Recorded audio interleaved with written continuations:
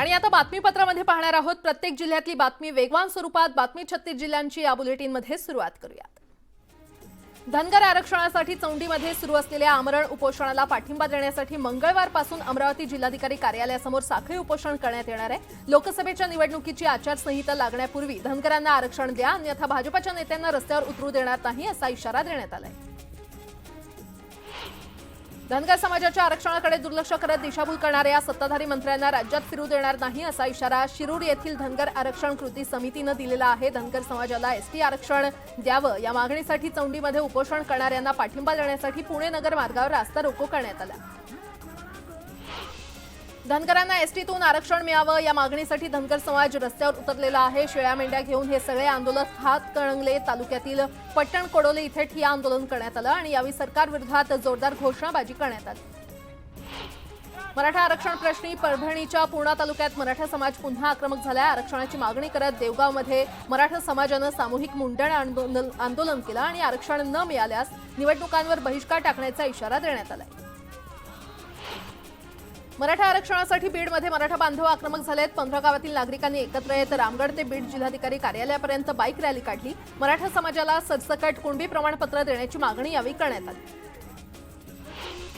मराठा समाजाला ओबीसी प्रवर्गातून आरक्षण मिळावं या मागणीसाठी सोलापूर जिल्ह्यातील कोंडी ग्रामस्थांनी साखळी उपोषण सुरू केलं। आरक्षण मिळेपर्यंत उपोषण सुरूच ठेवण्याचा निर्धार यावेळी करण्यात आला। नांदेड जिल्ह्यातील अर्धापूर येथे सकल मराठा समाजाकडून बैलगाडी आणि ट्रॅक्टर मोर्चा काढण्यात आला। अर्धापूर तहसील कार्यालयासमोर सकल मराठा समाजाकडून साखळी उपोषण सुरू आहे आणि या उपोषणादरम्यान तहसीलदारांना निवेदन देत हा मोर्चा काढण्यात आला। अंतरवाली सराटी गावात मराठा आरक्षणाबाबत महत्त्वपूर्ण बैठक पार पडली। मनोज जरांगे पाटील यांनी आंदोलकांसोबत चर्चा केली तर आरक्षणाच्या मागणीसाठी महाराष्ट्राचा दौरा करणार असल्याचं मनोज जरांगे यांनी स्पष्ट केलं। धनगर समाजाला अनुसूचित जमातीचं आरक्षण देण्यात यावं या मागणीसाठी धनगर समाज रस्त्यावर उतरला। बुलढाणा जिल्ह्यातल्या सिंदखेड राजा इथे हजारोंच्या संख्येनं धनगर बांधव मेंढरं घेऊन रस्त्यावर उतरले। सिंदखेड राजा तहसील कार्यालयावर यावेळी मोर्चा काढण्यात आला। हिंगोलीतील आजेगाव येथे धनगर समाजाच्या वतीनं रास्ता रोको करण्यात आला। करेनगाव नाका ते सेनगाव मार्ग रोखून धरल्यानं महामार्गावरील वाहतूक ठप्प झाली। चौंडी येथे सुरू असलेल्या उपोषणाला पाठिंबा दर्शवण्यासाठी आणि धनगर आरक्षणाच्या मागणीसाठी हे आंदोलन करण्यात आलं। अमरावती शहरातील ज्ञानमाता इंग्रजी शाळेत एका 10 वर्षीय विद्यार्थिनीचा शिक्षकानं विनयभंग केल्याचा संतापजनक प्रकार समोर आलाय। याविरोधात संतप्त पालक आणि ठाकरे गटाच्या कार्यकर्त्यांनी शाळेवर धडक दिली।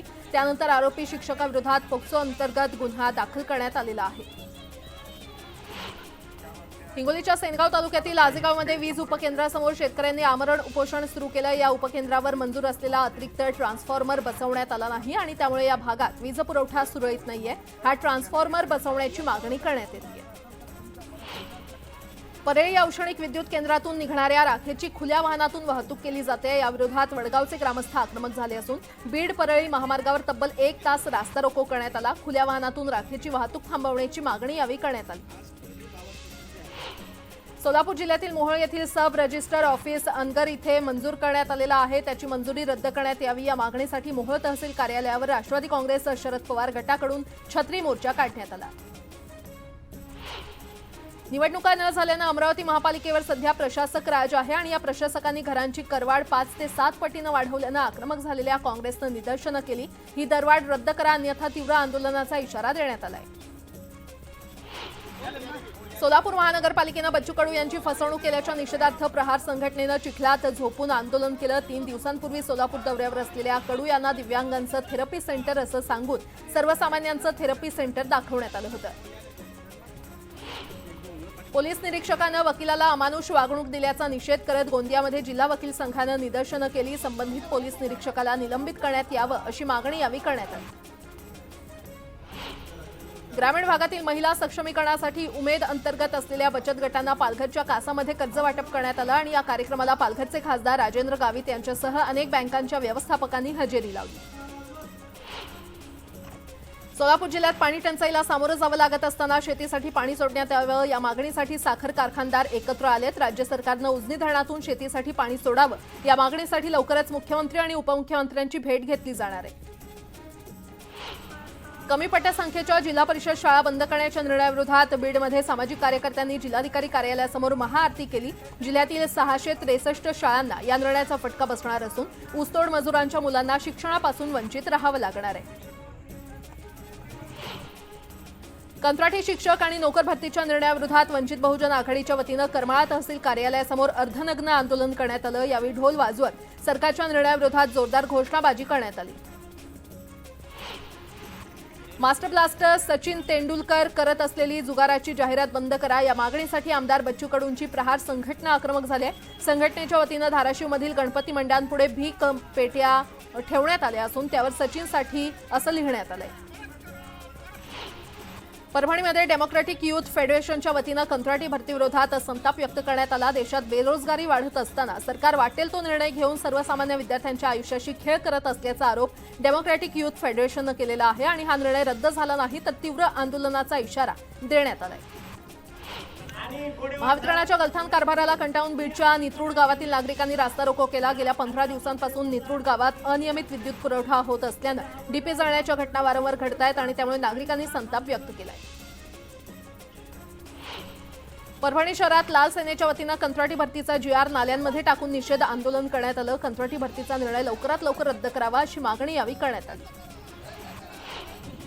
येवला तालुक्यामध्ये दुष्काळ जाहीर करण्यासह विविध मागण्यांसाठी ठाकरे गट आक्रमक झालाय। ठाकरे गटाच्या वतीनं येवला नांदगाव मार्गावर रास्ता रोको करण्यात आला। यावेळी संतप्त कार्यकर्त्यांनी जोरदार घोषणाबाजी केली। कंत्राटी नोकर भरतीचा निर्णय रद्द करावा या मागणीसाठी जालना जिल्ह्यातील भोकरदन तहसील कार्यालयासमोर विद्यार्थ्यांनी GRची होळी करत आंदोलन केलं। परीक्षा शुल्क कमी करावं, पेपरफुटी प्रकरणातील आरोपींवर कडक कारवाई करावी अशी मागणी विद्यार्थ्यांनी केली।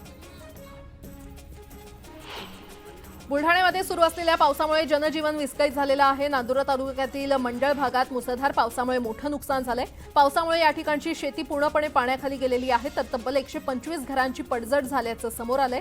दरम्यान नांदुरा येथील महाळुंगी गावातील पावसामुळे काही गावांचा संपर्क तुटलाय। वर्धा जिल्ह्यात मुसळधार पाऊस कोसळतोय आणि पावसामुळे नदी नाले दुथडी भरून वाहत आहेत। वायगाव बोरगाव मार्गावरील पूल वाहून गेल्यानं या मार्गावरील वाहतूक बंद करण्यात आलेली आहे। बुलढाणा जिल्ह्यात गेल्या 2 दिवसांपासून पावसाला सुरुवात झालेली आहे आणि त्यामुळे आता पिकांना जीवनदान मिळालंय। हवेमध्ये गारवा निर्माण झाल्यानं परिसरात धुक्याची चादर पसरल्याचं चित्र पाहायला मिळालंय। या धुक्यातून वाट काढताना वाहन चालकांना मात्र मोठी कसरत करावी लागते। मुक्ताईनगरमध्ये ढगफुटी सदृश पाऊस झालाय त्यामुळे मोरजिरा, धावणगाव आणि मधापुरी परिसरातील शेती खरडून गेल्यानं शेतकऱ्यांचं मोठं नुकसान झालंय। दरम्यान आमदार चंद्रकांत पाटील यांनी नुकसानीची पाहणी करत पंचनाम्याचे आदेश दिलेत। हिंगोली जिल्ह्यात गेल्या 2 दिवसांपासून दमदार पाऊस सुरू आहे। हिंगोली शहरासह सेनगाव, गोरेगाव, औंढा, नागनाथ या भागांमध्ये पाऊस झाल्यानं नदी नाल्यांना पूर आलेला आहे। लाख येथील मधुमती नदी दुथडी भरून वाहते। सोलापूर जिल्ह्यात यंदा पावसाचं प्रमाण कमी असल्यानं पिण्याच्या पाण्याचा प्रश्न निर्माण झालेला आहे आणि त्यामुळे उजनी धरणातून 5000 क्युसेकनं पाण्याचा विसर्ग सुरू करण्यात आलाय। त्यामुळे पंढरपूर, सांगोला आणि मंगळवेढा या ठिकाणचा पाणीपुरवठा पुढील 10 दिवसांसाठी सुरळीत होणार आहे। नागपूरमध्ये पूरस्थितीमुळे 5 जणांचा मृत्यू झाला असून 5000 घरांचं नुकसान झाल्याचा अंदाज वर्तवण्यात आलेला आहे। या संदर्भात तात्काळ मदत देण्याचे आदेश उपमुख्यमंत्री देवेंद्र फडणवीस यांनी दिलेले आहेत। दरम्यान मनपा आणि जिल्हा प्रशासनाच्या वतीनं पंचनामे सुरू आहेत। नागपूरच्या पुरावरून आता सत्ताधारी आणि विरोधकांमध्ये आरोप प्रत्यारोप सुरू आहेत। हाच आहे का नागपूरचा विकास असा सवाल उद्धव बाळासाहेब ठाकरे गटाचे खासदार संजय राऊत यांनी केला आहे। तर ज्यांनी नागपूरच्या विकासासाठी 1 रुपयाही दिला नाही ते आता पुराचं राजकारण करत असल्याचा टोला भाजप प्रदेशाध्यक्ष चंद्रशेखर बावनकुळे यांनी लगावलाय। नागपूरमधील पूरग्रस्त भागात 100 टन गाळ साचलेला आहे आणि यापैकी 60 टन गाळ नागपूर महापालिकेच्या घनकचरा विभागाच्या वतीनं काढण्यात आलाय। तर परिसरात रोगराई पसरू नये यासाठी आरोग्य विभाग अलर्ट मोडवर आलेला आहे। देवेंद्र फडणवीसांच्या पत्नी अमृता फडणवीसांनी पुण्यामध्ये संजय काकडे यांच्या घरी जाऊन गणपती बाप्पांचं दर्शन घेतलेलं आहे आणि यावेळी त्यांनी देवेंद्र फडणवीसांनी देशसेवेचं व्रत हाती घेतलं असून त्यांच्या इच्छा बाप्पानं पूर्ण कराव्यात असं साकडं बाप्पाला घातलंय। मनसे नेते अमित ठाकरे यांनी विक्रोळीमधील कर्तव्य मित्र मंडळाला भेट देत गणरायाचं दर्शन घेतलं। गणेशोत्सवानिमित्त अमित ठाकरे यांनी विक्रोळीकरांची भेट घेतली।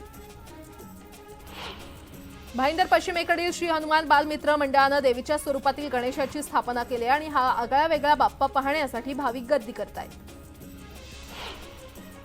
चंद्रपुरात एका भाविकानं घरगुती गणेशोत्सवात चांद्रयान 3चा देखावा साकारलाय। हा देखावा पाहण्यासाठी गणेश भक्तांची मोठी गर्दी होतीये।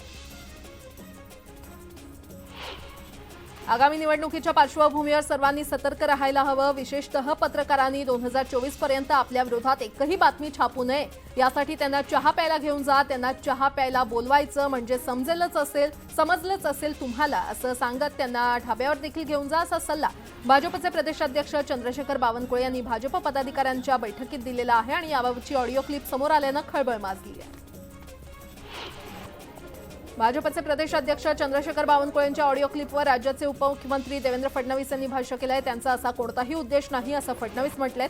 दरम्यान कार्यकर्त्यांमध्ये असलो की व्यंगात्मक बोलणं होतं तसं ते बोलत होते, त्यामुळे यावर आता जास्त बोलणं चुकीचं आहे असं देखील ते म्हटलंय. पत्रकारांना चहापानाला बोलावण्याच्या विधानाप्रकरणी वाद निर्माण झाल्यानंतर भाजप प्रदेशाध्यक्ष चंद्रशेखर बावनकुळे यांनी त्यावर पडदा टाकण्याचा प्रयत्न केला. मी पक्षाच्या पदाधिकाऱ्यांना पत्रकारांना चहापानाला बोलावण्याचा सल्ला दिला, त्यात काहीही गैर नाही असं ते म्हणाले. पत्रकारांचा सन्मान करा हेच मी सांगितल्याचं ते म्हटले. चंद्रशेखर बावनकुळेंनी पत्रकारांबाबत केलेलं वक्तव्य म्हणजे पत्रकारांना प्रलोभन दाखवण्याचाच प्रकार असल्याची टीका एकनाथ खडसे यांनी केली आहे. पत्रकारावर दडपण आणून त्यांना वळणावर आणणं योग्य नसल्याचा टोला त्यांनी लगावलाय.